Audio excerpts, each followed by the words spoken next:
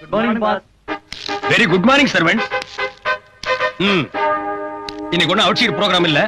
Code suit எல்லாம் cancel. இத கொடு பாப்பா. இது எந்த ஊர் silk? German suit sir. Not German. இது எந்த ஊர் silk? Czechoslovakia sir. No Czechoslovakia.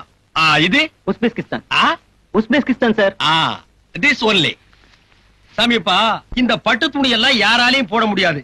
என்ன மாதிரி அந்தஸ்து தகுதி தராதர உள்ள ஒருத்தன் தான் போட முடியும்.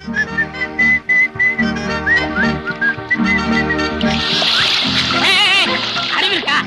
என்ன துணி? சிலுக்கு துணி. இத எவனாலும் போட முடியாது. இதுக்கெல்லாம் ஒரு தகுதி தராதரம் பர்சனாலிட்டி இதுக்கெல்லாம் தேவை. இதுல போய் தண்ணி அடிச்சா முட்டா. யாரா முட்டாளு? இரு என்ன பத்தி உனக்கு தெரியாது. நீ அடிச்ச 1க்கு 10. அதாவது நீ ஒரு அடி அடிச்சேன்னா எவனாவது உன்னை 10 அடி அடிப்பான். இது எங்க முனியாண்டி சாபம். அதனாலதான் எந்த நாயா இருந்தாலும் என்னை கை நீட்டக்கூடாது. ஜாக்கிரதை. Good morning pass. Sorry boss, வீட்டுல ஒரு ஃபங்க்ஷன், அதான் லேட் ஆச்சு பாஸ். கடைசி என்ன சொன்ன? லேட் ஆச்சு. அதுக்கப்புறம் லேட் ஆச்சு பாஸ். நான் பாஸ்.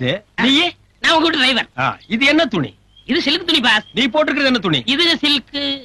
நான் பாஸ், சில்க் போட்டிருக்க. நீ யாரு? டிரைவர். இன்னொருக்கா சொல்லு. ஓட்டுனர். நீ சில்க் போடலாமா? பாஸ், நீங்களும் காக்காயி ஒண்ணாக முடியுமா? நீயே அதுவும் வேணும் ஒண்ணாகலாம். அதுக்கு இல்ல பாஸ், எதையே திங்க் பண்ணி பாக்குறோம். பொண்ணுலயே 24 கேரக்டர் இருக்கு, காக்கா பொண்ணு இருக்கு. நீங்க போட்டுக்கிறது 24 கேரக்டர். நான் காக்கா. இந்த காக்கா குருவி அதெல்லாம் விடுறா. பாக்குறவங்க கண்ணுக்கு 2 சில்கா தான் தெரியும். பாஸ், என் பெரிய நகைச்சி நிச்சயதார்த்தம். பழைய கடையில போய் ஏலத்துக்கு எடுத்து என் வாழ்க்கையிலேயே இப்பதான் சிலுக்கு போடுறேன். போட்டுட்டல்லடா. பாஸ் பாஸ், ஏன் சொல்றீங்க? இன்னைக்கு 2ல ஒரு முடிவு தரணும். ஒண்ணு நீ போடு சிலுக்கு, இல்ல நான் போடுறேன். பாஸ் பாஸ், நீங்க போடுங்க. நீங்க போடுங்க. நான் கழட்டிடுறேன். கழட்டு கழட்டு. அவர்ற வேட்டிய இந்த புடி. என்னது? புடுறா. இனிமே உன் வாழ்க்கையில என்கிட்ட டிரைவரா இருக்க வரைக்கும் சிலுக்கு மட்டுமல்ல, சட்டையே போடக்கூடாது. பார்த்தவேடா.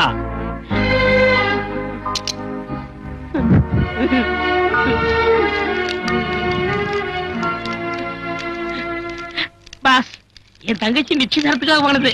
அத குளுத்தி என் சென்டிமெண்டே ஃபைல் பண்ணிட்டீங்களே. குணச்சித்திர கேரக்டரா? இங்க பார், இந்த தங்கச்சி சென்டிமெண்ட் என்ன டச் கூட பண்ணாது. என் தங்கச்சி கூட தான் நிச்சயார்த்தம் பண்ணிருக்கேன். மாப்பிள்ளை யார் தெரியுமா? நேபாள் இளவரசர். இந்த கல்யாணத்துக்கு அப்புறம் நான் கூட ஒரு மகாராஜாடா. என் ஸ்டேட்டஸ் குறுக்க எந்த மேட்டர் வந்தாலும் இதே மாதிரி கொளுத்திடுவேன். நான்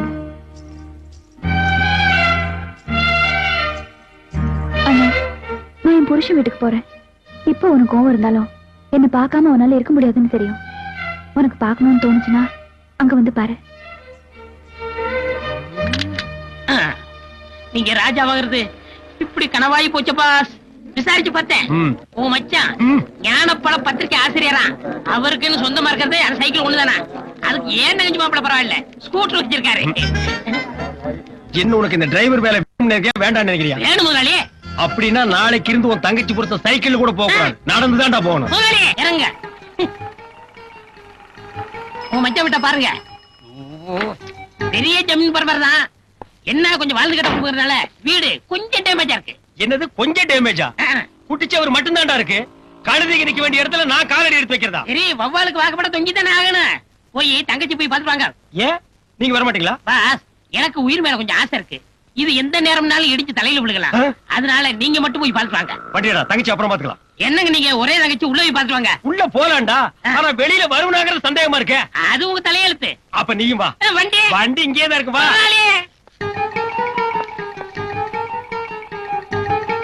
யார் சார் நீங்க? நீ யாரா? இந்த பத்திரிகையில வேலை பாக்குறேன். இது பெரிய இந்தியன் எக்ஸ்பிரஸ் பத்திரிக்கை. இந்தியா பூரா டெலிவரி ஆகுது. இதுக்கு ஒரு ஆபீஸ், 9 அடி இடத்துல ஒரு வாட்ச்மேன். கையடா. எங்க மச்சான உள்ள போய் பாத்துவாங்க. டேய் மச்சாங்க சானா அப்பிடுவேன். நான் என் தங்கச்சி தான் பார்க்க வந்தேன். அந்த ஆள் வேணா நீ போய் பாரு, போடா.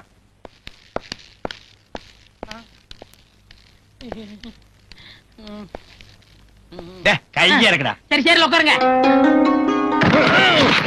இதுக்கு நான் கீழே உட்கார்ந்துக்கலாம் மேடம். அண்ணே ஆதி எப்படி இருக்கீங்க? நல்லா இருக்கு. எப்போ வந்தீங்க? இப்பதான் வந்தேன். என்னால நம்பவே முடியல. என்னாலையும் தான் நம்பவே முடியல.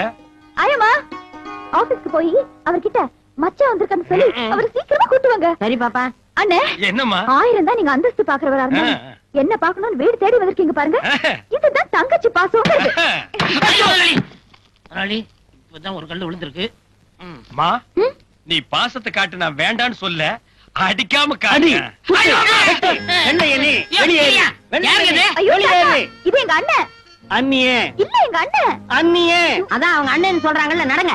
அப்ப ஜெய்கின் சொல்லு. ஜெய்கிந்தா சொல்லு. சொல்லிருங்க முதலாளி, காலையில ஒரு தடவை என்ன கடிச்சு வச்சுட்டேன். என்னது கடிச்சு வச்சுட்டாரா? சொல்லு. ஜெய்கிந்த் கேட்கல. லண்டன்ல இருக்கிற வெள்ளைக்காரனு கேட்கணும். சொல்லு. லண்டனுக்கு எல்லாம் ட்ரங்கால் போட்டு தான் சொல்லு. சொல்லு. சொல்லிடுங்க. ஹலோ ஜெய்கிந்த். நடங்க நடங்க. வந்தே மாதம். போங்க. வந்தே. யார் இந்த ஆளு?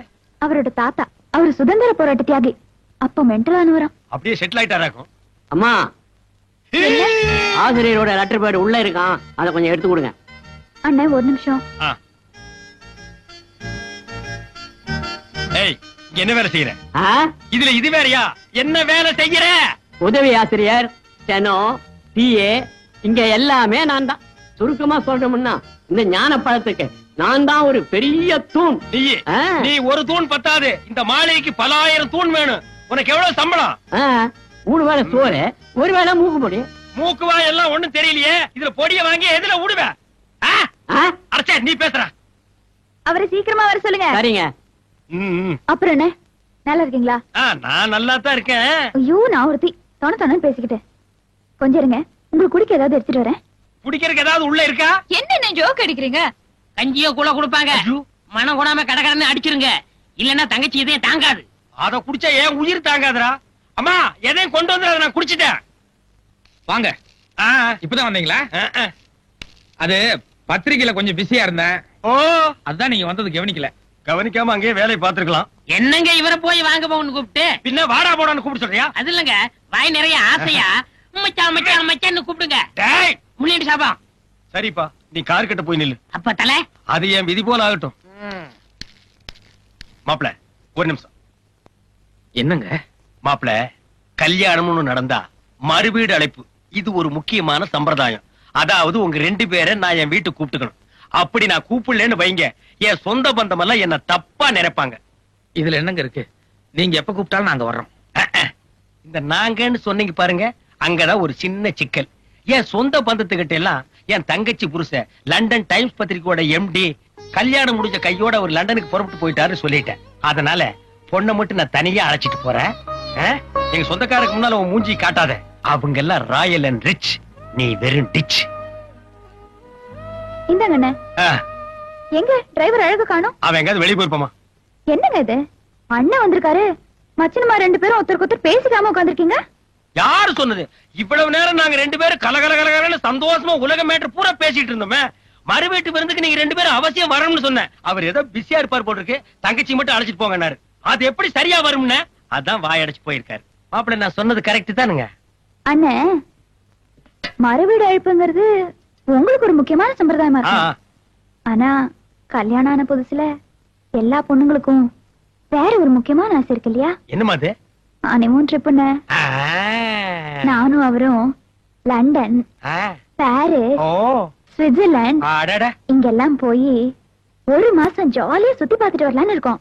இவருக்கு 1 மாசம் பத்துமாமா? 10 ஏற்பாடு பண்ணுங்க. பண்ணலாமா?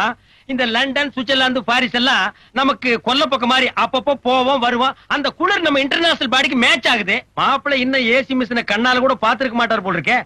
அங்க போய் அந்த குளிர்ல ஒண்ணு கிடக்க ஒண்ணு ஆயிட்டா ஏனுங்க மாப்பிள்ள? லண்டன் நமக்கு அப்படிலாம் ஒண்ணும் கிடையாது. ஒரு நிமிஷம் உள்ள வா. போமா மாப்பிள்ள, குளிர் தாங்க முடியாது என் முன்னாள் சொல்றது சங்கோச்சப்படாரு போல் இருக்கு. மாப்பிள்ள, நம்ம சக்தி நம்ம தகுதி எவ்வளவோ அதுக்கு தகுந்த மாதிரி ஆசைப்படுங்க.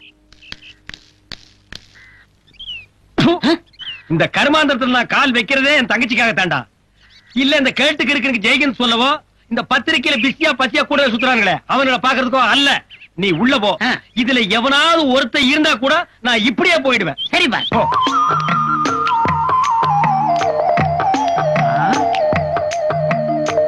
நல்ல வேலை யாரும் இல்ல.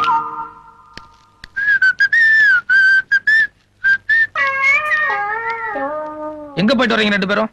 யாரும் கவனிக்கல போல இருக்கு, தண்டவாளத்துல போய் தலைய வச்சு படுத்துட்டாரு. டேய் நல்லா பாத்தியா? நான் சொன்னவனுக்கு எவனுமே இல்லையே. ஒரு ஈக்காக கூட இல்ல. வாங்க பாஸ் போலாம். சரி நீங்க போங்க. 5 பாக்கி. பாஸ், என் கண்ணையே என்னால நம்ப முடியலையே. அத புடிங்க வெளியேறிடா.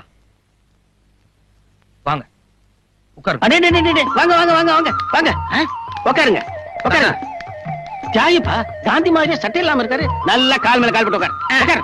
தாத்தா ஒரு சின்ன வேலை இருக்கு, உள்ள வாங்க. ஏண்டா சட்டை போடலன்னா நீ காந்தியா? அவர் தாங்க சொன்னாரு. அவ கிறுக்க சொல்லுவா. நீ எப்படி சேர்ல உட்காரலாம்? உட்காரட்ட அவர் அடிப்பாரு. இப்ப நான் அடிப்பேன். இங்க பாருங்க, முனியாடி சாவம் ஒண்ணுக்கு பத்து. சரி போடா பாஸ் போடா. அசையாத, ஒரு அடி அசைஞ்ச உன்னை உயிரோட எரிச்சிடுவேன். தாத்தா வந்தே மாதரம். நீ நடிக்கிற, உதட்டளவுல பேசுற, உள்ளத்துல உணர்ச்சி இருந்தா இப்படி அந்நிய சிலுக்குல குறுக்குவியா? உன்னை விட மாட்டேன். தாத்தா தாத்தா அரியா சிறுவன் தெரியாம பண்ணிட்டான். ஒரு பிச்சைக்காரனுக்கு பிச்சை போட மாட்டீங்களா? டேய், சும்மா இருங்க. அதே மாதிரி உயிர் பிச்சை கொடுக்க தாத்தா. அவனை ஒழிக்கணும்னு எனக்கு எண்ணம் இல்ல, அந்நிய துணியை ஒழிக்கணும். அதனால ஐயோ, தாத்தா இருங்க, உங்களுக்கு துணியை கொடுத்துடும் அவ்வளவுதானே. உங்களுக்கு உயிர் முக்கியமா துணி முக்கியமா? என்னடா சொல்ற? உயிர் மேல ஆசை இருந்தா துணியை கழட்டிருங்க. இந்த சனினே எனக்கு வேண்டாம். வந்தே மாதரம், வந்தே மாதரம்.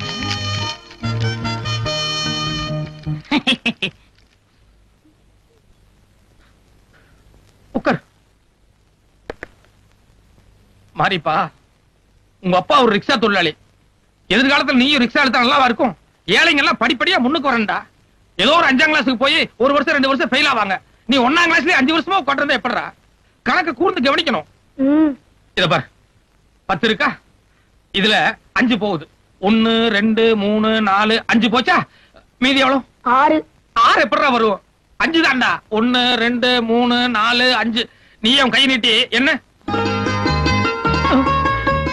1 2 3 4 5 6. 6 தான். நீயே சம்திங் ஸ்பெஷல். உன் விரல் என்ன வேண்டாம், என் விரல் என்ன? அண்டாக்கா கசம் அவுக்கா குசம் பேசிட்டு சீர்த்தே. என்ன சுபாஷ், அன்னைக்கு கோர்ட்ல அதிர்ச்சனீங்க, அதுல இருந்து பேசவே இல்ல. டேய், நான் அவர் மகர்னு நினைக்கவே இல்லடா. எவர் மகரு? அதான்டா என் மச்சான் ஞானசூரியரு. ஆ. மந்திரியோட மகர்னு நான் நினைக்கவே இல்லடா. அவரைத்தான் பைத்தியம்னு துரத்தி விட்டீங்களே. நான் அந்த அர்த்தத்துல சொல்லடா. அவர் ஒரு அன்பு பைத்தியம், அவர் ஒரு அறிவு பைத்தியம், அவர் ஒரு தேச பைத்தியம், அவர் ஒரு ஞான பைத்தியம். அப்படி வச்சுக்கேன்டா. அவரைத்தான் ஆரம்பத்துல இருந்து பிடிக்காத. மூஞ்சி திருப்பிக்கிறீங்களே. தப்புடா தப்பு.